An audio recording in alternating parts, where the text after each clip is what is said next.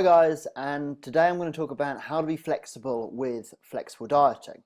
You get a lot of people and they get so focused upon the numbers, upon the macros, like there's some secret magic that we're not telling anybody about. Well, truth is, there's not really any magic with macros.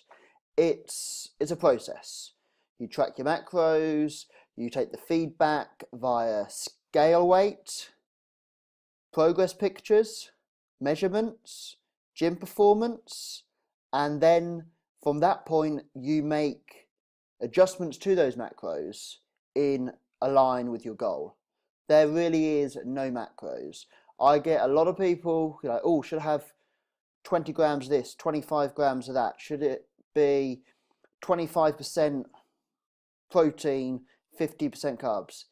To be fair, a lot of it doesn't matter. There is just no magic, and everybody's going to work a little bit different. So first thing first, flexible dieting is flexible dieting. It should be a tool that you use in order to reach your goals whilst having a level of flexibility. This doesn't mean that you can go out and binge and live on pizza and donuts 24/7, 365 days of the year. You have to remember that a lot of guys and girls who practice flexible dieting aren't always in the depth of a diet. A diet in itself, especially if you are looking at getting, say, on stage in men's bodybuilding, female physique, you are going to have restrictions to your diet. And as calories come down, that's going to bring your fats and your carbs down, and you're then going to have to make wiser choices. And trust me, you're not going to waste 80% of your day's calories on a pizza. It'll be novel the first time you do it, and then you'll realize how much you suffered that day. So with flexible dieting, realize that a lot of people, if you see the crazy food porn, hands up, I'm guilty, I put it out there. I am in a gaining phase. I could not sacrifice that amount of calories and macros on big oat bowls topped with biscuits. But I am a flexible dieter, I am in a gaining phase, and currently I'm consuming about 3,500 calories a day.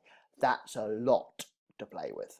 Okay, I can get a good 3-4 solid, healthy, normal meals, and then I can have something which is a bit out there. But when you're dieting, you haven't got that freedom. So even flexible dieting, as you get closer to diet and onto stage, it's gonna narrow that food selection. Don't get me wrong, you can still do some crazy things. When I was through prep, I had some massive crazy pro-yo bowls, very low calories, very high protein, and crazy amount of volume. So the main thing is, flexible dieting is only as flexible as you make it. And to me, your mindset when dieting and through a prep towards flexible dieting is going to be different than when you are at maintenance or gaining.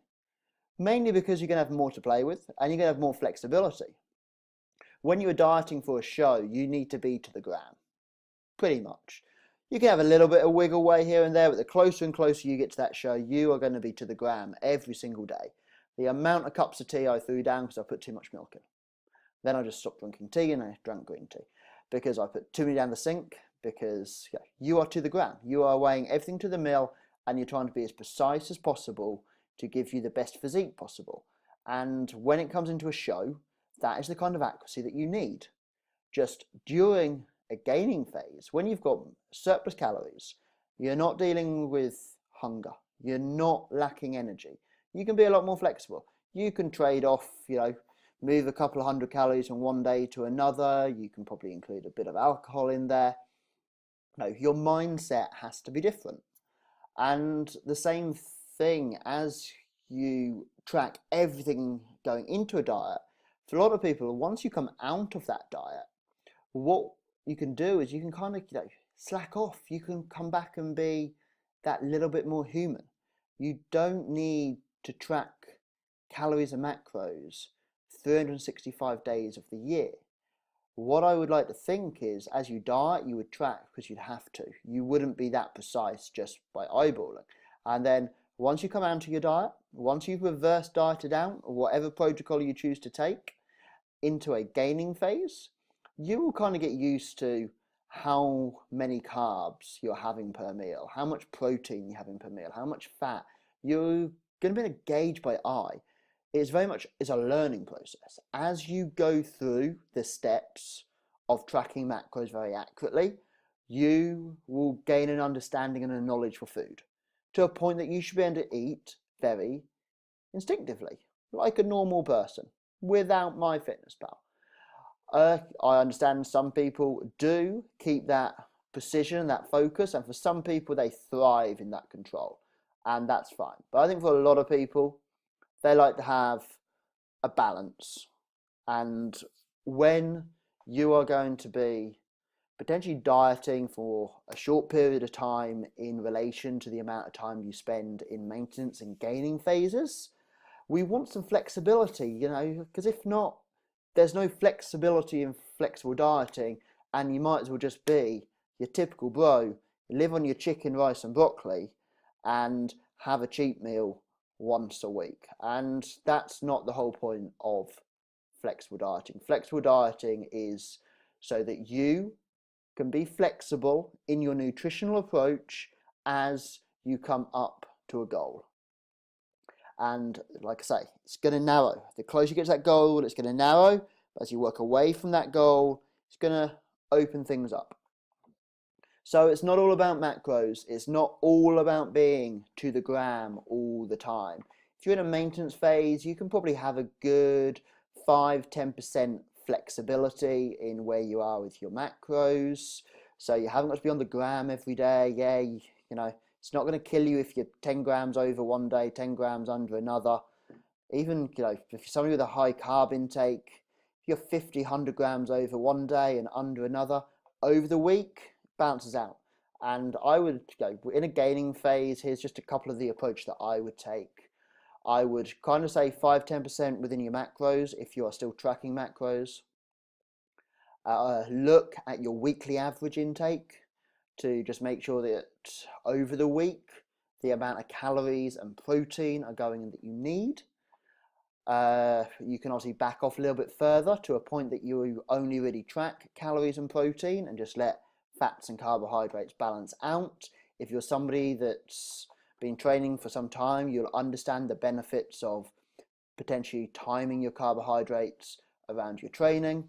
And you'll naturally do that. You'll naturally choose those higher carb sources, and you're going to have the calories to play with to do that. And then probably as you get further and further into a gaining phase, and when you're further into a gaining phase, you're probably going to be further away from a diet. So you can get to a point where, you're eating meals that would fit. You don't need to track the same constant meals because you've already tracked them. You already know that they fit, and you have some flexibility, and you can be very kind of crude then with your flexibility in your diet by going by sight, possibly just checking that every meal's got X amount of protein in, depending how you divide your protein throughout the day. So if you have 200 grams of protein per day, you eat 5 meals a day, 40 grams of protein. So all you do, just check the food you're eating, check your main protein source. Is it about 40 grams of protein? Yeah, cool. We know the protein's ticked, and then we piece everything around it. So, that's just a way to kind of keep that flexibility. And then to me, if you're hitting your protein and you are gaining weight, scale weight, weekly average scale weight at a rate that is appropriate for you, then we don't need to worry too much about carbs and fats. And providing gym performance is increasing and progressing over time, don't need to worry, because if those two things are happening, we know we're getting enough calories. Like I say, if you're somebody who trains, you're probably going to be favoring the carbs over the fat, but it's going to give you that little bit of freedom to a point that you can go out, you can be like a normal person without too many worries, not feeling too constrained, and actually have the positive sides of flexible dieting rather than just being OCD with your macros and overcomplicating it. That's for dieting. That's fine. Absolutely brilliant for dieting. Be to the gram. Be absolutely meticulous with your macros when dieting because it pays off. But during an off season, enjoy life. Enjoy the food, the social time, because we spend a lot of time there. So hope that's helped. If there's any questions, feel free to drop me a comment or a message via one of the socials, and I will catch up with you all next time.